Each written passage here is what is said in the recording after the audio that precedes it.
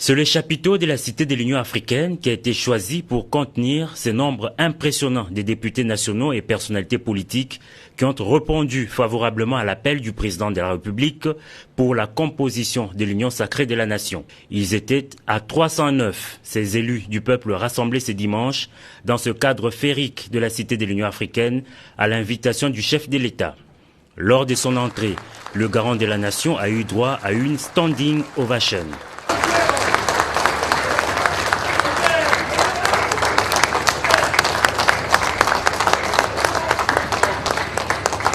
Initiateur de la rencontre, le président de la République a, dans son mot des circonstances, circonscrit le cadre de cet événement. Félix Antoine Tshisekedi Tshilombo a commencé par présenter ses vœux de nouvel an à l'assistance.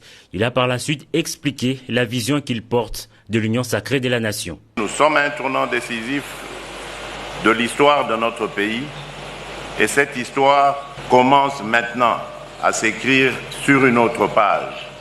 Ma vision, elle est basée autour de l'homme congolais. Quand je dis l'homme, je n'exclus pas du tout les femmes, c'est l'homme avec grand H. On a beau crier aux envahisseurs, aux colonisateurs, aux impérialistes, à tout ce qu'on veut, mais nous devons reconnaître que ceux qui leur ouvrent la porte à cette prédation, à notre affaiblissement, c'est nous-mêmes. Le Congolais a perdu l'amour du Congolais et du Congo, sa patrie. Aujourd'hui, il y a quelqu'un à la tête de votre pays qui est prêt à vous écouter, qui croit en vous, qui croit en vos aptitudes. Quant aux députés nationaux FCC qui ont accepté d'adhérer à la nouvelle gouvernance du pays, le garant de la nation les a rassurés.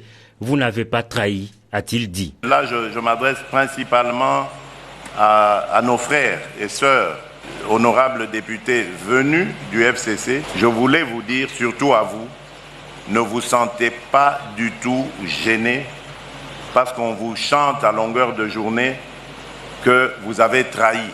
Ce n'est pas vrai.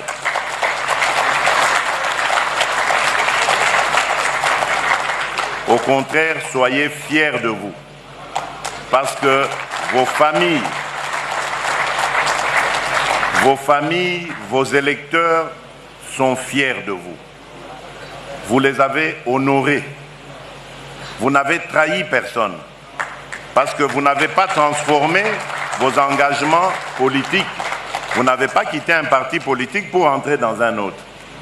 Vous avez compris tout simplement où était le bon sens et l'intérêt de notre nation. Et vous y avez répondu. Tour à tour, les députés nationaux se sont succédés à la tribune pour affirmer leur loyauté à l'autorité suprême du pays. C'est le président du bureau d'âge de l'Assemblée nationale qui a ouvert le bal.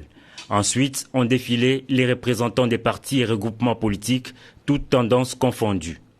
Au finish, le président de la République a remercié tous les intervenants. « Je suis convaincu qu'ensemble, nous allons réussir », a-t-il dit.